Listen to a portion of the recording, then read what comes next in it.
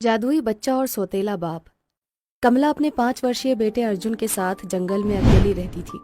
तभी एक रोज नीरज नाम का एक व्यक्ति जो कि घायल अवस्था में होता है वो जंगल पहुंचता है और दर्द से चिल्लाते हुए एक पेड़ के पास जाकर बैठ जाता है।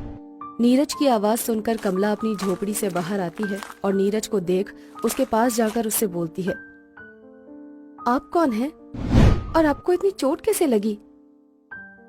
मेरा नाम नीरज है। मैं एक ठाकुर हूँ। मेरे कुछ दुश्मनों ने मेरा ये हाल किया है। उन्होंने रात का फायदा उठाया और मेरे घर में कुछ गुंडों के साथ घुस गए और उन्होंने मेरे घर को आग लगा दी। बस इसी में मेरी ये हालत हो गई।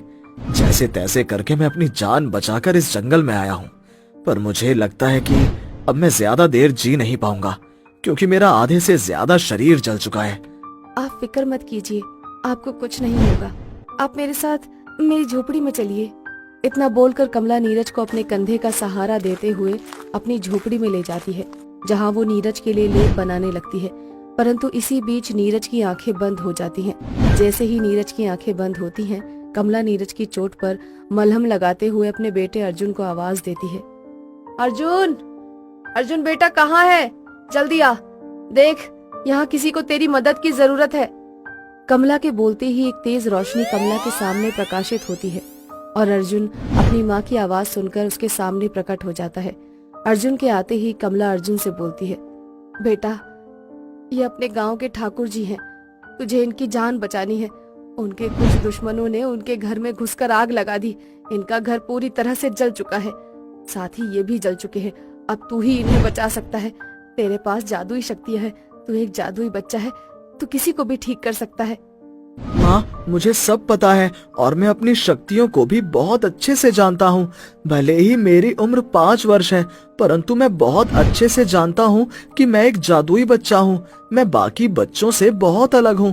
तुम चिंता मत करो, मैं अपने गांव के ठाकुर को कुछ नहीं होने दूंगा। मैं इनकी जान जरूर बचा लूंगा और इनके ठीक होने से पहले मैं एक बार फिर से इनके घर को ठीक कर दूंगा।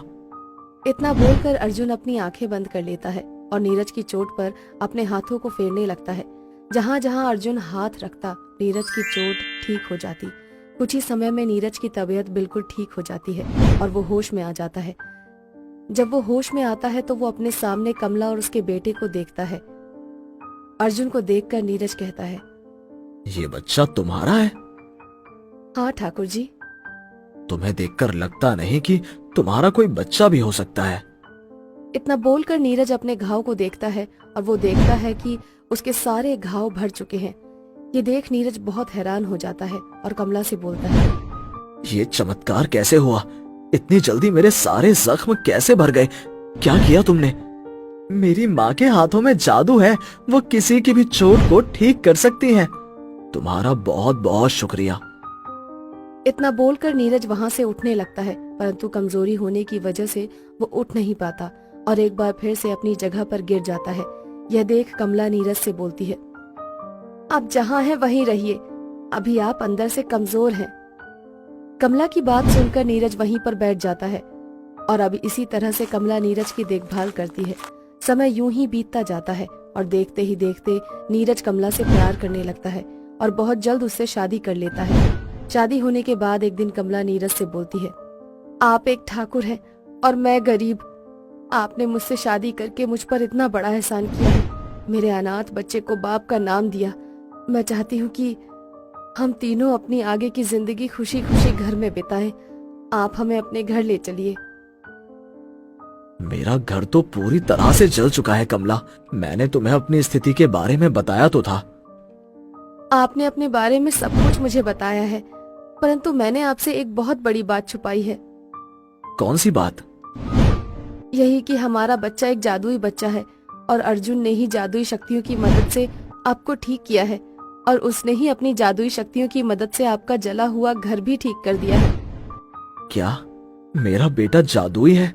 तुमने मुझसे ये बात इतने दिनों तक क्यों छुपाई? मुझे डर लगता था अगर किसी को अर्जुन की जादुई शक्तियों के बारे में पता चला तो उसका गलत इस्तेमाल करेंगे, परंतु आप इसके पिता हैं, इसीलिए मैंने आपको ये बात बता दी। और अब मैं चाहती हूँ कि हम तीनों अपने घर में जाकर अपनी जिंदगी की नई शुरुआत करें। नीरज को जब अर्जुन की जादुई शक्तियों के बारे में पता चलता है तो उसके मन में लालच आ जाता है। उस समय तो वह अर्जुन के साथ अपने घर जाने के लिए हाँ कर देता है, परंतु मन ही मन सोचने लगता है कि किस तरह से वो अपने सौतेले बेटे की शक्तियों को छीन सके, और इसीलिए वो गांव में जाने से एक रात पहले ही कमला को मार डालता है। परंतु ये सब कुछ अर्जुन देख लेता है। आप बहुत गंदे हैं पापा, आपने मेरी माँ को मार डाला। आपने मेरी माँ को क्यों मार डाला? हाँ, मारा मैंने तेरी माँ को, और मैंने तेरी माँ को तेरी वजह से मारा। मैं कोई ठाकुर नहीं हूँ, मैं तो एक छोटा सा चोर हूँ। गांव वालों ने मुझे चोरी करते हुए देख लिया था तो उन्होंने मुझे उसी घर में कैद करके जला दिया। सभी गांव वालों की नजरों में मैं मर चुका हूँ, पर तूने और तेरी बेवकूफ माँ ने मेरी जान बचाई, और अब वो मेरे साथ उस हवेली में रहने के लिए जाना चाहती है। पर मैं तुम दोनों को कैसे ले जा सकता हूँ उस घर में जो घर मेरा है ही नहीं। मेरी सच्चाई तेरी माँ को बहुत जल्द पता चलने वाली थी, इसलिए मैंने तेरी माँ का राम नाम सत्य कर दिया। अब तेरी बारी है, अब मैं तुझे मारकर तेरी सारी जादुई शक्तियाँ छीन लूंगा। पर मैं ऐसा नहीं होने दूंगा। मुझे ये जादुई शक्तियाँ इसलिए मिली थी ताकि मैं तुम जैसे पापियों का विनाश कर सकूं। तुमने मुझसे मेरी माँ को छीन लिया, अब तुम्हें मुझसे कोई नहीं बचा सकता। इतना बोलकर अर्जुन एक विशाल रूप ले लेता है और अपने पैरों के नीचे अपने पिता को रौंद देता है। इस तरह से नीरज की मृत्यु हो जाती है। नीरज के मरने के बाद अर्जुन एक बार फिर से एक छोटे से बच्चे में तब्दील हो जाता है और आंखें बंद करके वो अपनी माँ के हाथों को सहलाता है, और देखते ही देखते उसकी माँ कुछ ही देर में जीवित हो जाती है।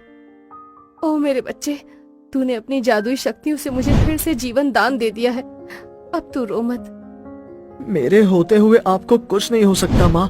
मैं आपको इस जंगल में मिला, मुझे नहीं पता कि मेरे माँ बाप कौन है, पर आपने मुझे पाला और मेरे लिए इस जंगल में ही बस गई। मुझे इससे ज्यादा और कुछ नहीं चाहिए माँ। काश कि तेरे नसीब में भी खुशियाँ होती और मैं तेरी खुशियों को तेरी झोली में डाल सकती। अपनी माँ को माफ कर देना बेटा। माँ, आप मेरे साथ हो, बस मेरे लिए यही काफी है। मैं आपके साथ बहुत खुश हूँ, मुझे और कुछ नहीं चाहिए माँ। तू भूल गया बेटा तेरे आंसू कितने कीमती हैं। तेरे आंसू हीरे बन सकते हैं। अभी इस इंसान को पता चला कि ये तुझे मारने के लिए आ जाएगा, और उसने मुझे भी मार डाला। अगर किसी और को पता चला तो वो भी हमें मारने की कोशिश करेगा। इसीलिए चाहे कुछ भी हो जाए, तुझे कभी रोना नहीं है। अपनी माँ के कहने पर अर्जुन रोना बंद कर देता है, परंतु अर्जुन की आंखों से निकले कुछ बूंद आंसू के हीरे में तब्दील हो जाते हैं, जिसे बेचकर कमला अर्जुन के साथ उस जंगल को छोड़कर किसी दूसरे जंगल में चली जाती है। जिसके बाद से वो किसी भी इंसान पर भरोसा नहीं करती और अकेले ही अर्जुन के साथ अपनी जिंदगी को व्यतीत करती है।